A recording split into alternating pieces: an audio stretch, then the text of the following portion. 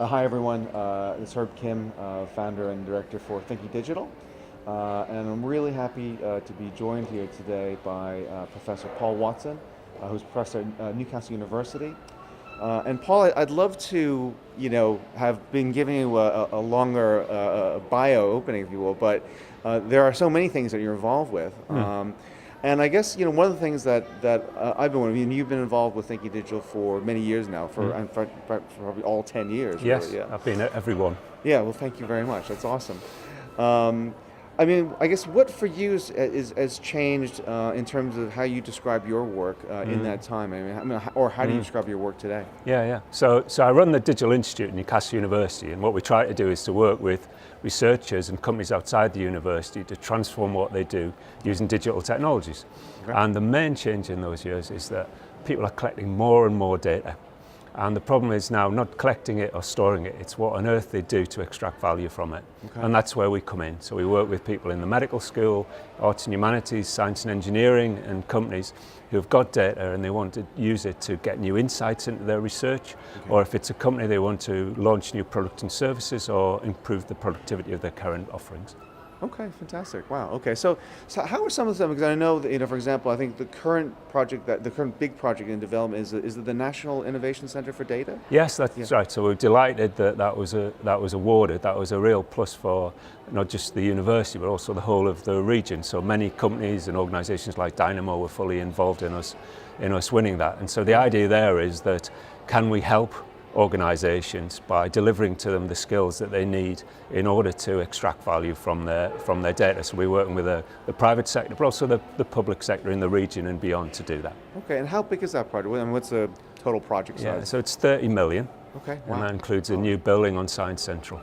Wow, okay, fantastic. Wow, so 30 million pounds all around innovation and data. Well, that's right, but awesome. So much of the economy has become based now on data. Everywhere you look, it's not just in the IT sector, but in the northeast, in the subsea sector, in chemical engineering, absolutely everywhere. It depends on getting more from the data that they're collecting. Okay, so when will it open?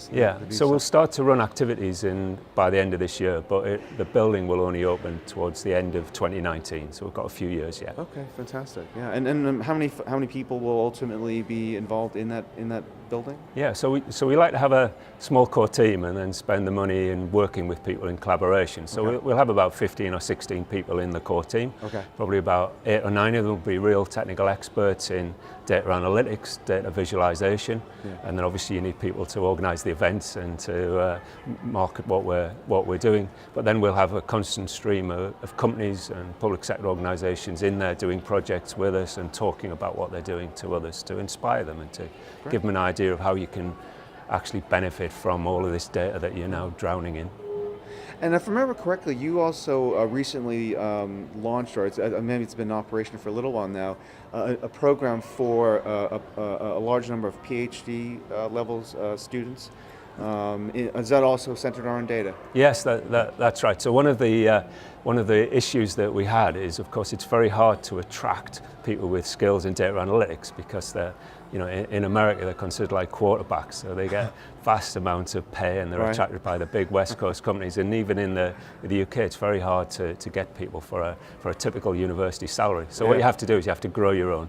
So what we did was we won the UK's EPSRC Centre for Doctoral Training in this area. So we get 10 really bright people who've got a first degree in maths and computing, and we train them up in data analytics, and then they can go and work, hopefully stay in the region, go out and work for local companies to help them to transform what they're doing. Great. And are you seeing companies and other organizations hovering around your PhD candidates in the hopes of recruiting them afterwards? Yes, there's quite a lot of organizations. And we run lots of events for industry, and we don't have any problems attracting lots of companies who are interested in what they're doing, but yes, looking for the opportunity to recruit them. When does the first cohort leave? A year and a half. So if anybody from industry is listening, then they'll know to get ready for a year and a half. And these will all be, if you will, data rocket scientists of the future. Yes, they are. They're fantastic. So we choose them because they're excellent in their own subject, but also because they're really good with working in collaborative projects. Okay. So they've got really good people skills as well as the technical skills. Well, thank you, and I know many of them will be attending Thinking Digital, so thank you for bringing them. Well, thank you. I think it's a good experience for them to come to an event like this and hear what's going on around the world. Cool.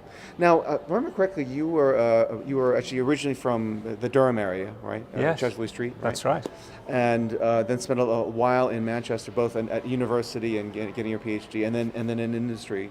And then obviously, how many years now have you been back in Newcastle? So I've been back for 22 years. Oh, right, wow, okay. I didn't think I would be back here for 22 years, but there's always been lots of interesting things going on, and it's a really fantastic place to work, the North East. You can have a really high quality of life, and there's lots of bright people, interesting companies around to work with. And I think so I've been in the region since 2002, so I've been here about 15 years. And I guess, one thing that I felt when I arrived was there was a lot of discussion about kind of aspirational about the future, that one day we'll have a thriving tech industry and companies and jobs and so on and so forth. And I feel like that 15 years later, like that's really happening now. And I'm just wondering, do you feel that the North generally, in the time that you've been here, which has basically been your time life, do you feel that market difference in terms of the size and the depth of the sort of the tech expertise and industrial sector? Yeah, so I think there's much more going on now in the tech sector. There's lots of really interesting new companies, and even the older companies are moving into cool new areas. So I think that there is more going on now, but I also think that it's a bit more visible. So I think one of the great things that Thinking Digital's done, for example, is to bring together the community and make us realise that we're not the only people in the region who are working in these areas. It's helped to build networks of people who are in the tech sector, and I think that's helped enormously to grow the sector in the North East. Great. Well, thank you for saying that, and thank you for being a part of it. Well, thanks for everything you've done. Well, that's great. Before I get emotional here, Professor, thank you so much for joining us. That was really enjoyable, and great to see you as ever. Yeah, thank you. That was Professor Paul Watson, Newcastle University. Thank you for joining us.